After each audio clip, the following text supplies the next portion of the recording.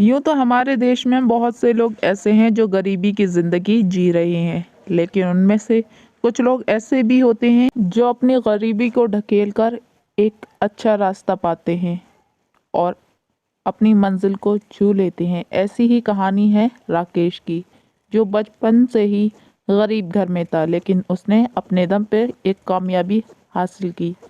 राहुल एक बड़े शहर के नज़दीकी कस्बे में रहा करता था। राहुल के घर में उसके पिताजी रामू और उसकी माँ शांति रहा करते थे। उनके आर्थिक हालात बहुत ज़्यादा खराब थे। अक्सर उनको खाने पीने की तंगी रहा करती थी। रामू को कोई काम नहीं मिलता था। शांति, घर में कुछ खाने को हो तो मुझे दे दो। मैं अपने लिए थोड़ा काम तलाश कर रहा हूँ। देख लेता हूँ कहीं काम मिल जाए तो हमारे घर के खर्चे चल जाएं।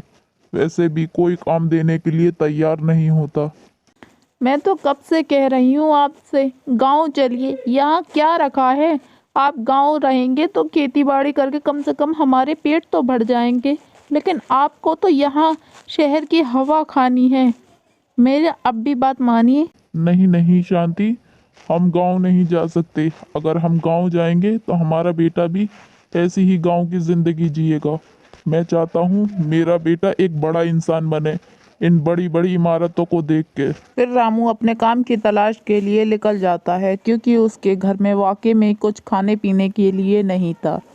रामू को अपने काम को तलाश करने में अक्सर रोज़ परेशानी आती, फिर भी वो रोज़ अपने काम के लिए निकलता। एक दिन रामू खड़ा था कि एक कार ने आकर उसे टक्कर मार दी, जहाँ पर रामू की मौके पे मौत हो जाती है और उसके बीवी बच्चे घर में अकेले हो जाते हैं। अब उनके घर में कोई ना था जो उनका ख्याल रख सके। बेटा राकेश, अब तुम्हारे पिताजी तो नहीं रहे, मैं ही कुछ काम करके तुम्हारे लिए खाने का इंतज़ाम करके लेके आती हूँ। माँ, तुम चिंता न करो।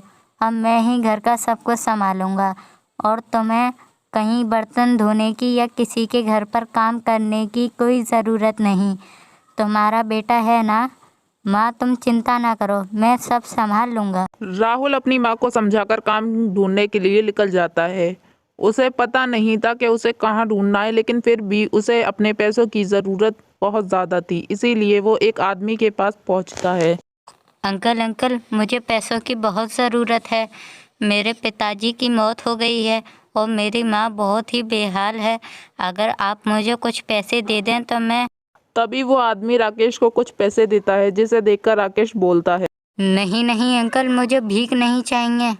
मैं तो कुछ काम के लिए आया था। क्या आप मुझे कोई काम दे सकते हैं? क्या बात है बेटा, मैंने आज से पहले तुम जैसा कोई बच्चा नहीं देखा। मैंने पैसे दिए, तुमने मना कर दिए। तुम एक काम करो, तुम पेपर बेचने का काम शुरू करो। तुम्हें वहाँ कुछ अच्छे पैसे मिल सकते हैं। मुझे यकीन है तुम अपनी जिंदगी में कुछ बहुत बड़े इंसान बन के दिखाओगे।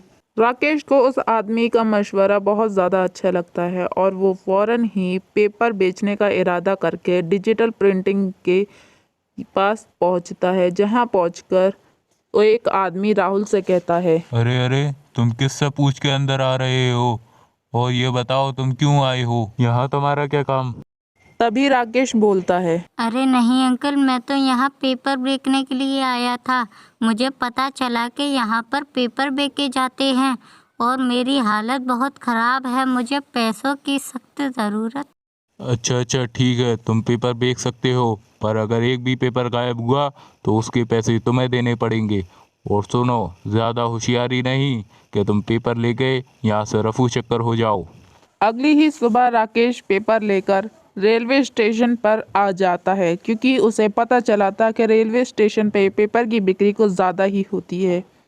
तभी रेलवे स्टेशन पे कुछ लोग खड़े होते हैं। राकेश अपने पेपर उन लोगों को देने के लिए पहुंचता है और उनसे जाकर बोलता है। अरे अरे साहब, आज की ताज़ा खबर, आज की ताज़ा खबर। देखिए देखिए, नया पेपर लीजिए। मेरी सुबह से एक भी बिक्री नहीं हुई है। अरे अरे, तेरी बिक्री नहीं हुई तो इसका मतलब ये तो नहीं कि तेरे सारे पेपर हम ही खरीद ले। पूरे रेलवे स्टेशन पर हम ही मिले थे तो ये बिक्री कराने के लिए, जो तू हमारे पास चला आया।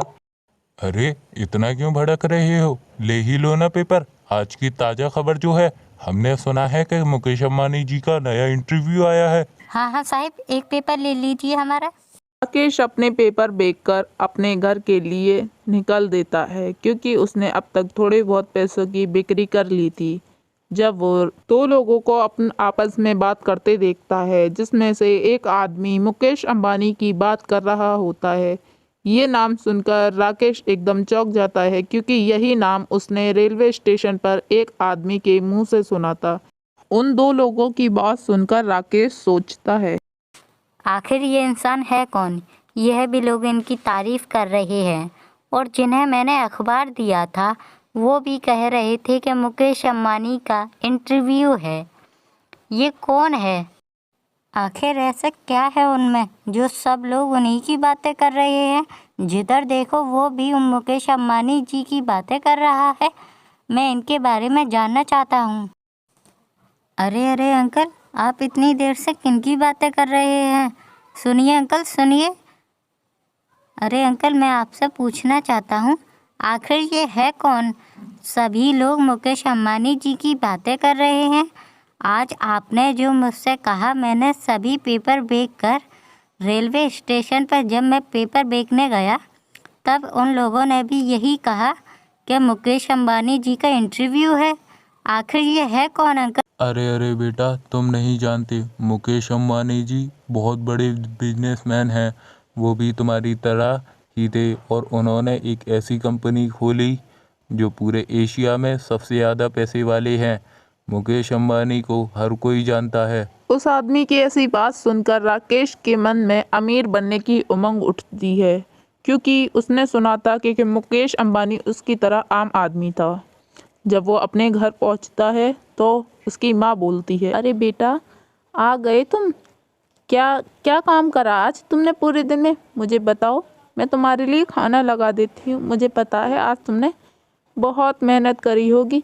चलो हाथ मुंह धो के पहले खाना खा लो। अरे अरे माँ, खाना बाद में। आज मैं आपको ऐसे इंसान के बारे में बताऊंगा जिसकी सभी तारीफ करते हैं। आज मैंने पेपर बेचकर रेलवे स्टेशन पर कुछ लोगों को मुकेश अंबानी के इंटरव्यू के बारे में सुना और उन लोगों ने बताया कि बहुत ही पैसे वाले हैं। माँ, तुम देखना, मैं भी मुकेश अंबानी की तरह बहुत बड़ा आदमी बनूंगा। माँ, जब वो कर सकते हैं तो मैं क्यों नहीं कर सकता? वो भी तो मेरी तरह गरीब ही थे। ऐसे ही कुछ दिन बीत जाते हैं। राकेश रोज पेपर बेचता। एक दिन जब वो पेपर बेच लेने के लिए पहुंचा तो वहां पर देखता है कि टीवी में मुकेश अंबानी जी का इंटरव्यू आ रहा है। अरे यहाँ के खड़ा है और बता कितने पेपर बेच के आया है आज? और उधर टीवी में क्या देख रहा है? ये मुकेश अंबानी जी हैं। ऐसे ही नहीं होते। तुम लोग तो पेपर रद्दी बेचकर इतने बड़े बड़े ख्वाब देखते हो। अच्छा, यही है मुकेश अंबानी जी जिनकी बातें सभी लोग करते हैं। मुझे तो आज पता चला। अरे अरे, कहाँ खो गया और किधर देख रहा है? तू मुकेश अंबानी जी को देख रहा है? अरे ये बहुत ही बड़े एशिया के पैसे वाले हैं। इनका मुकाबला अपने से कभी मत करना। अब तक तो राकेश ने सिर्फ मुकेश अंबानी का नाम ही सुना था। आज पहली बार उसे देख भी लिया। मुकेश अंबानी को देखने के बाद में अब तो राकेश को जैसे हर एक पल अमीर बनने की चाह उठने लगी। उसे ये लगने लगा था कि जब वो कर सकते हैं तो मैं क्यों नहीं कर सकता। मैं भी तो कुछ करने के लिए ही बना हूँ। तो अमीर बनना राकेश का एकमात्र सपना बन चुका था। उसे पाने के लिए राकेश ने मेहनत करी। ऐसे ही कई रोज बीत जाते हैं और एक दिन वो आता है जब राकेश बड़ा होता है, लेकिन अभी उसके सपनों की उड़ान बाकी थी। अरे राकेश, मुझे बहुत अच्छा लग रहा है कि तुम्हारी इस कंपनी में नौकरी लग गई। ये सब आपकी ही वजह से हुआ है। अगर आप नहीं होते तो मैं रोड पर अब भी पेपर बेच रहा होता। आपने ही मुझे वो राज बताया जिससे सभी लोग अमीर होते हैं। तभी उस फैक्ट्री का मालिक आकर उस आदमी से बोलता है, अरे श्यामलाल, कार आ गई है, उसे जल्दी से मॉडिफाई करने के लिए डाल दो और अभी हमें दूसरी जगह भी और कारें पहुंचानी है। फैक्ट्री के मालिक से कार मॉडिफाई की बात सुनकर राहुल को बड़ा अजीब लगता है और वो श्यामलाल से बोलता है, अरे अंकल जी, ये सेठ आपसे क्या बात कर रहे थे? कुछ नहीं बेटा, वो कंपनी के मालिक है ना, तो वो कारों को मॉडिफाई करवाया जाता है यहाँ पर। तुम जानते नहीं? खैर तुम तो पॉलिश करते हो। जब राकेश फैक्ट्री से बाहर आता है तो बाहर गार्डन में एक पुरानी कार को खड़ा देखकर उसे श्यामलाल की बात पर यकीन आ जाता है। अरे श्यामलाल अंकल तो सही कह रहे थे कि यहाँ तो पुरानी कारें ही मॉडिफाई कराई जाती हैं, और हम तो सोचते थे कि कंपनी के मालिक ब्रांडेड कारों को मॉडिफाई करवाते हैं, पर ये तो पुरानी कारें हैं। क्यों ना मैं भी यह बिजनेस करूं और पुरानी कारों को मॉडिफाई करके अच्छे पैसे कमाऊं। अरे बेटा, तुमने मुझे यहाँ क्यों बुलाया है, और वो भी इतनी अर्जेंट? बताओ क्या बात है? मुझे तो तुम कुछ खोए खोए से महसूस लगते हो। क्या हुआ, बताओ क्या बात है? अरे कुछ नहीं अंकल, मैं तो बस आपसे इसलिए पूछ रहा था कि आप जो सेठ जी से पुरानी कारों को मॉडिफाई करने की बात कर रही थी, क्या हम भी यह बिजनेस कर सकते हैं और हम भी सेठ की तरह खूब पैसे कमा सकते हैं? हाँ बेटा, तुम्हारी बात तो सही है, पर हम इतने पैसे कहाँ से लाएंगे? वो तो सेठ है, वो तो कुछ भी खरीद सकता है, पर हम तो एक कार को भी नहीं खरीद सकते। अब तुम ही बताओ। अरे अंकल तुम परेशान ना हो, कुछ आप करें कुछ हम। अगले दिन राकेश पुरानी गाड़ी खरीदने के लिए गैराज जाता है और वहां पर बोलता है। अरे भाई साहब, हमने सुना है कि आपके यहाँ पर पुरानी गाड़ियाँ मिलती हैं। अगर कोई सस्ते दामों में गाड़ियाँ हों, हमें पुरानी गाड़ियाँ दिखाएं जिससे हम उसे खरीद सकें। हाँ हाँ, आपने सही सुना है, यहाँ पर पुरानी गाड़ियाँ भी मिलती हैं। अगर आपको चाहिए तो हमें बताइए, हम आपको एक से एक बेहतरीन गाड़ियाँ देंगे। और दामों की फ़िक्र मत कीजिए, पूरी मार्केट में हमसे ज़्यादा बढ़िया दामों में कोई नहीं देता। अभी हम फ़ोन करके बुलाते हैं। आप चिंता ना करें, हम अभी आपको अच्छी से अच्छी गाड़ियाँ दिखाएंगे। आइए, मैं आपको गाड़ियों के गैराज में ले जाता हूँ। देखिए, यह गाड़ियाँ हैं। यह गाड़ी बहुत ही पुरानी है और यह गाड़ी आपको बहुत ही सस्ते दामों में मिल जाएगी। गाड़ी तो सही है, पर इसकी हालत कुछ ज़्यादा ख़राब है। क्या आप हमें इसे और अच्छे दामों में दे सकते हैं? अरे नहीं नहीं, इससे अच्छे दाम आपको कहीं नहीं मिलेंगे। मार्केट में नाम है हमारा, ऐसे ही नहीं लल्लन भाई कहते हमसे, नाम से ही बिकता है हमारा माल। वो गाड़ियों की बात मत करना।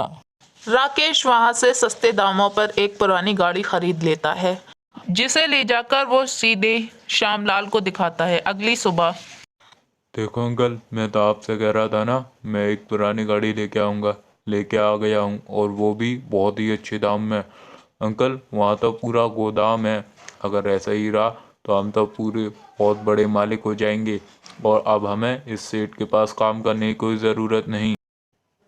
तुम सही कह रहे हो बेटा, तुम्हारी बात सही है। अब हमें इसके पास काम करने की कोई ज़रूरत नहीं।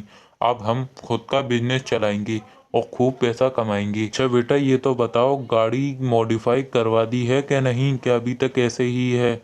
अरे बताओ बेटा, तुमने गाड़ी को कहाँ रखा है? क्योंकि अभी तो हमें गाड़ी को मॉडिफाई करवाने में बहुत वक्त लग जाएगा, और अगर ये बात मालिक को पता चली तो। अरे अब घबराइए नहीं अंकल, हमने सब सुविधा कर दी है, और अब गाड़ी को भी हमने मॉडिफाई करवाने डाल दिया है, और अभी वो धुलाई सेंटर में जा रही है। और आप चिंता न करें, ये बात किसी को पता नहीं चलेगी। देखते ही देखते कुछ समय बीत जाता है और राकेश धीरे धीरे अपनी कामयाबी पकड़ने लगता है। उसने धीरे धीरे एक पुरानी कार से नई कार खरीदी। नई कार से उसने अपना आगे का सफर तय किया, जिसमें राकेश ने अपनी मेहनत के बलबूते पर एक नया ट्रक भी खरीदा। धीरे धीरे राकेश अपनी मंजिल की ओर बढ़ रहा था। उसे ये उम्मीद थी कि वो एक दिन बहुत बड़ा पैसे वाला बनेगा, क्योंकि उसने गरीबी के दिन बहुत देखे थे। वो नहीं चाहता था कि उसकी वजह से और भी लोग गरीबी की जिंदगी जिएं। राकेश की ये मेहनत धीरे धीरे काम आ रही थी। राकेश खुद अकेला आगे नहीं बढ़ रहा था, उसके साथ उसने श्यामलाल को भी अपने साथ आगे बढ़ाया। राकेश की मेहनत इस कदर काम आई कि देखते ही देखते लम्हे बीते, सालों बीते और राकेश एक बड़ा बिजनेसमैन बन गया। किसी ने नहीं सोचा था कि मुकेश अंबानी का एक इंटरव्यू देख के एक बच्चा बड़ा बिजनेसमैन भी बन सकता है।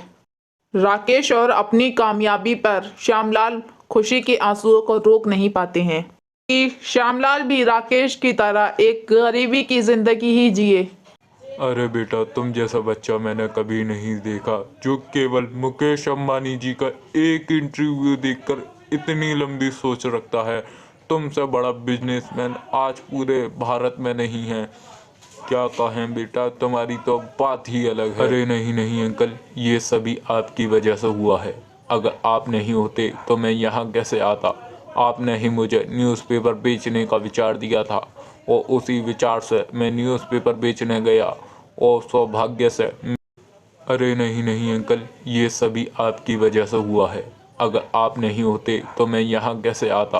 आप हर रोज़ ऐसी ही इंटरेस्टिंग कहानी देखने के लिए चैनल को सब्सक्राइब करें और बेल आइकन दबाना ना भूलें, जिससे हर रोज़ हम आपके लिए नई नई कहानियाँ लाते रहें।